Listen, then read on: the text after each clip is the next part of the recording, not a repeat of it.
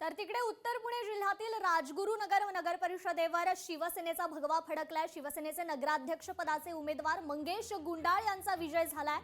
जनतेने टाकलेली जबाबदारी पुढील काळात यशस्वीपणे पार पाडणार असल्याचा विश्वास मंगेश गुंडाळ यांनी व्यक्त केलाय।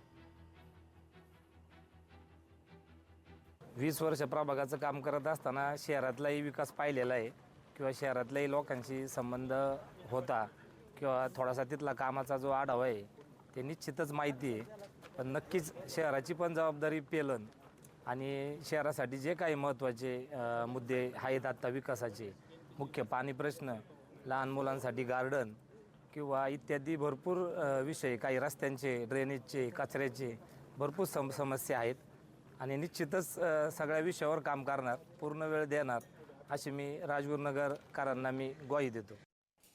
तर तळेगाव नगर परिषदेवर भाजपचा विजय झेंडा फडकलाय। तळेगावमध्ये नगराध्यक्षपदी संतोष दाभाडे विजयी झालेले आहेत। त्यांच्याशी बातचीत केली आहे आमचे प्रतिनिधी सुशांत डुमरे यांनी।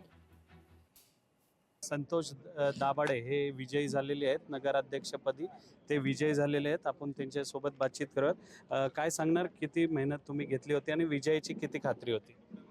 मी तळेगावमध्ये विविध उपक्रम राबवत असताना अनेक सामाजिक संस्था असतील, सांस्कृतिक असतील, क्रीडा क्षेत्रात असतील, महिलांसाठी असेल, गणपती मंडळ असतील, या सगळ्यांशी संपर्क करून त्यांना कुठल्या ना कुठल्या माध्यमातून स्पर्धात्मक स्पर्धा घेतल्या आणि त्याच्यामध्ये खूप सारखे असे उपक्रम राबवले। त्यामुळे माझा संपर्क जो आहे तो नुसता निवडणुकीपुरता नव्हता।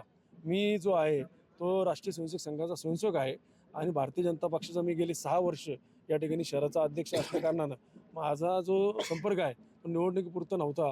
मी प्रत्येक चौकामध्ये CCTV कॅमेरे बसवणार आहे आणि सार्वजनिक शौचालयाचा जो बाजारपेठ आहे त्या ठिकाणी खूप महिलांना त्रास आहे, त्यासाठी मी प्रयत्न करणार। नक्कीच विकासाची कामं देखील करणार आणि हे आजच्या विजयाचं श्रेय जे आहे ते महायुतीचे जे आमदार असतील, खासदार असतील व स्थानिक नेते असतील त्यांनी दिलेलं आहे।